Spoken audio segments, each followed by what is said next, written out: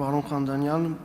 ըստ ձեր նախընտրական ծրագրի միջազգային լեգիտիմությունն եք համարում արտաքին անվտանգության առաջնային գործոն։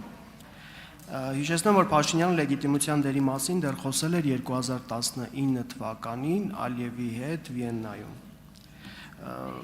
Խաղաղության համաձայնագիրը, ձեր կարծիքով, պետք է ունենա իրական միջազգային երաշխավորման մեխանիզմ։ Եթե ոչ, ապա ինչ տարբերակներով պետք է կարողանանք հսկել այս համաձայնագրի դրույթների կատարումը։ Գիտեք, երաշխավորների ինստիտուտի մասին շատ երկար նաև այս դահլիճում է քննարկվել մեր գործընկերների հետ Հայաստան դաշինքից, դրա վերաբերյալ շատ պատասխաններ են հնչել եւ իմ կարծիքով խաղաղության ոչ միայն համաձայնագրի, այլ ընդհանրապես խաղաղության էության, գոյության ամենակարևոր երաշխիքը փոխկապակցվածությունն է, փոխադարձ շահեր ունենալը եւ այս առումով ես ուրախ եմ, որ նաեւ կան գործնական արդյունքներ, օրինակ Հայաստանի եւ Ադրբեջանի միջև սկսվել է առևտրաշրջանառություն, իհարկե դեռևս միայն Ադրբեջանից Հայաստան, բայց նաև գիտեք, որ օրինակ կապի ոլորտի մեր օպերատորները համաձայնագիր են կնքել, էլեկտրաէներգիայի ոլորտում կան մտքեր համագործակցություն իրականացնելու համար։ Իսկ ինչ վերաբերում է համաձայնագրի հսկմանը, համաձայնագիրը ունի դրա պատասխանը, համատեղ հանձնաժողով պետք է ստեղծվի համաձայնագրի վավերացումից հետո, որը կհետևի համաձայնագրի դրույթների կատարմանը վեճերի դեպքում, եթե այդ վեճերը չեն լուծվում 6 ամիսվա ընթացքում, ապա փոխադարձ համաձայնության կարող են դիմել որևէ երրորդ ինստիտուտի,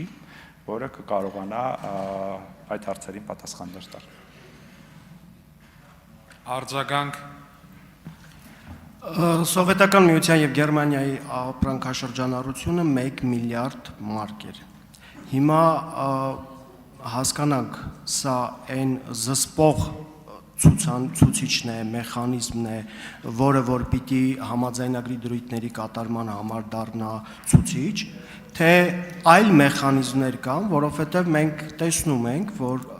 համաձայնագրի հետ կապված խախտումներ են լինում, 6 ամսվա ընթացքում ինչ որ խնդիրները չլուծելու դեպքում դիմելու են այլ կողմերի խաղաղ լուծելու եւ այլնի հետ կապված։ Դուք ո՞նց եք պատկերացնում այն մեխանիզմը, որպեսզի կարողանանք հսկել այս համաձայնագրի դրույթների կատարումը եւ եթե չեն կատարվում, խախտումների հսկման մեխանիզմը ինչպես եք պատկերացնում կամ ինչ մեխանիզմ եք գործարկելու, որպեսզի կարողանաք այդ խախտումները հսկել։ Մենք ունենք արձանագրված խախտումներ։